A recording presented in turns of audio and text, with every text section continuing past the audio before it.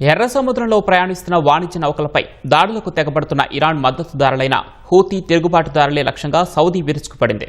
Yemen హుదైదా ప్రావిన్స్లోని Houthi సైనిక స్థావరాలపై Saudi Arabia నేతృత్వంలోని సైనిక కూటమి భీకర వైమానిక దాడులు జరిపింది. ఇటీవల ఎర్ర సముద్రంలో ఎన్సీసీ మాసా అనే సౌదీ వాణిజ్య నౌకపై హూతీలు దాడి చేయడంతో ఆ నౌకకు నష్టం వాటిల్లింది.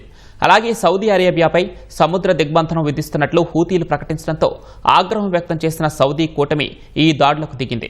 ఎర్ర సముద్రంలో వాణిజ్య నౌకల రాకపోకలకు ముప్పుగా మారిన హూతీ సైనిక కేంద్రాలను ధ్వంసం చేశామని, ప్రస్తుతానికి ఈ ఆపరేషన్ ముగిసిందని సౌదీ కూటమి స్పష్టం చేసింది. అయితే కీలకమైన హుదైదా పోర్టుపై ఎలాంటి దాడి చేయలేదని పేర్కొంది. హుదైదా ప్రావిన్స్లోని రేవులన్నీ సాధారణ నౌకాయానానికి తెరిచే ఉన్నాయని వివరించింది. కాగా సౌదీ దాడుల్లో టెలికమ్యూనికేషన్స్ అథారిటీ కేంద్రాలతో పాటు కమరాన్ ఐలాండ్లోని స్థావరాలు దెబ్బతిన్నట్లు హూతీలు పేర్కొన్నారు. సౌదీపై తమ పోరాటాన్ని మరింత ఉధృతం చేస్తామని ప్రతిజ్ఞ చేశారు.